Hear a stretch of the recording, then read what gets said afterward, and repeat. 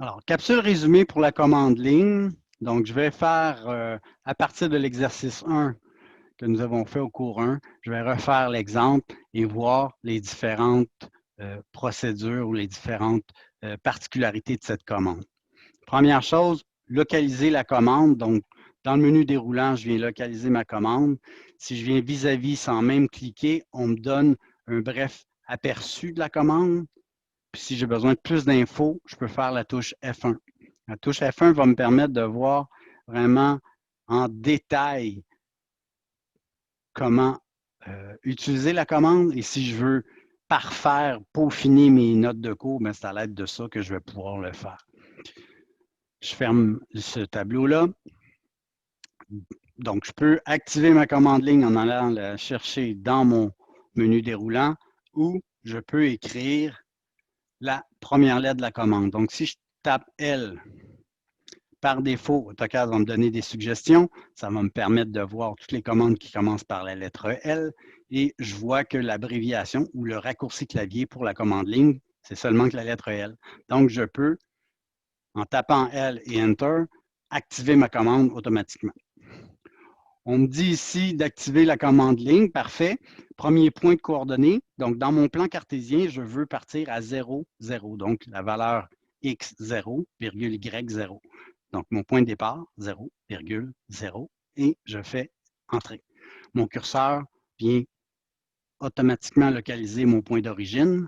Et maintenant, je peux commencer à dessiner les longueurs que j'ai besoin.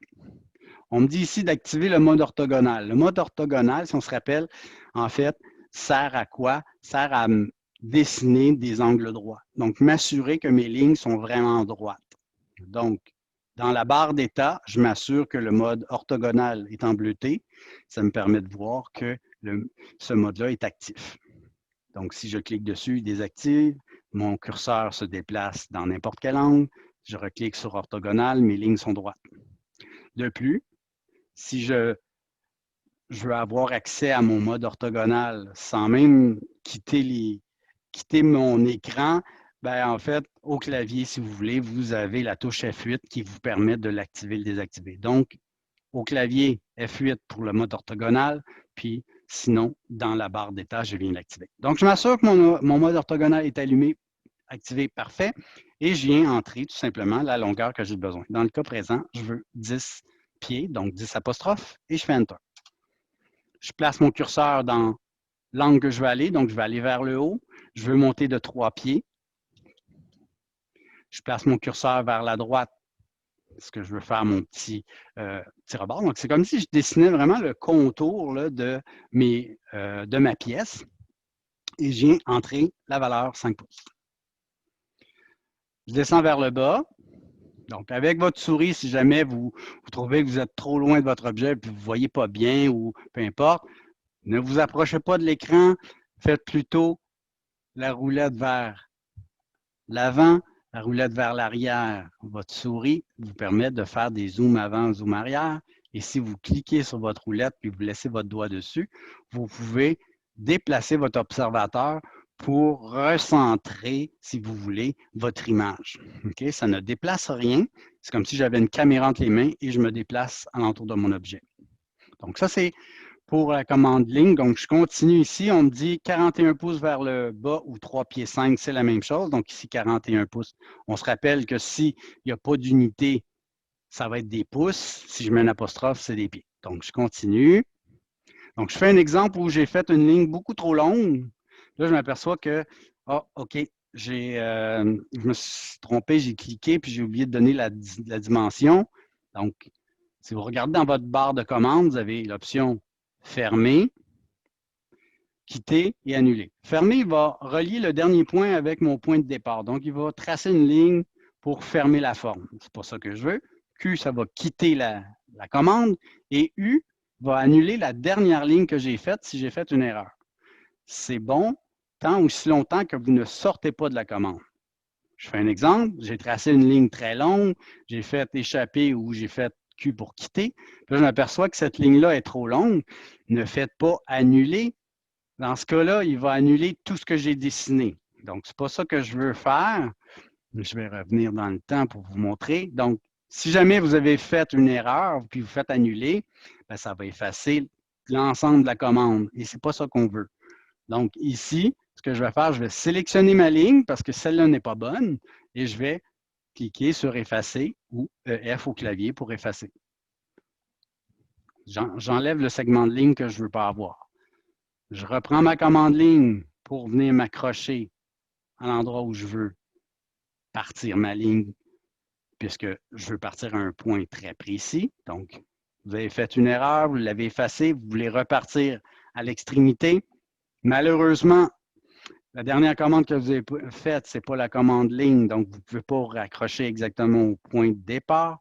Donc, je vais choisir ma commande, je vais aller vis-à-vis mon point d'origine et je vais cliquer pour m'accrocher. Donc, AutoCAD est muni d'objets d'accrochage qu'on verra un petit peu plus tard. Donc, on peut aller vraiment se positionner de façon très précise à un objet qui est déjà dessiné. Et là, je continue ma séquence. Je suis rendu à dessiner ma ligne de bas de 10 pieds, 10 pouces. J'ai besoin de 16 pieds, 10 pouces vers le haut. Donc, 16 apostrophe 10 pouces. Je trace ma longueur totale, largeur totale 10 pieds, 10 pouces. J'ai fait une erreur, mon curseur n'était pas bien placé. U pour annuler. Je replace mon curseur. On me dit de descendre de 10 pieds 5 pouces. 5 pouces vers la gauche. On remonte de 10 pieds. On se tasse de 10 pieds vers la gauche.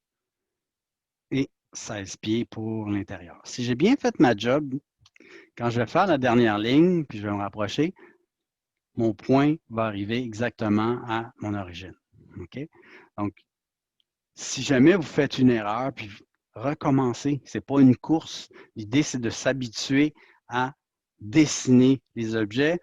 Dans le module 1, il y en a une autre forme à dessiner. Vous pouvez la dessiner à côté sans problème. Donc, faites-vous-en pas, c'est de la pratique. J'ai fait une erreur, puis je vois que c'est pas précis mon truc, mes lignes ne se croisent pas bien. J'efface. Donc, on a vu que dans le module 1, on pouvait sélectionner un objet ou plusieurs. Si je clique à côté, ma fenêtre de sélection prend, je peux faire une fenêtre de sélection, la fenêtre verte prend tout ce qu'elle touche, la fenêtre bleue prend seulement que ce qui est inclus dans la fenêtre. Donc, si je sélectionne tout ça et je fais supprimer clavier, je pourrais supprimer et recommencer. Ne vous contentez pas de faire les exercices de façon systématique, mais plutôt essayez de comprendre la logique derrière ça et une bonne façon d'y arriver, c'est de répéter plusieurs fois les mêmes opérations. Alors, bon courage!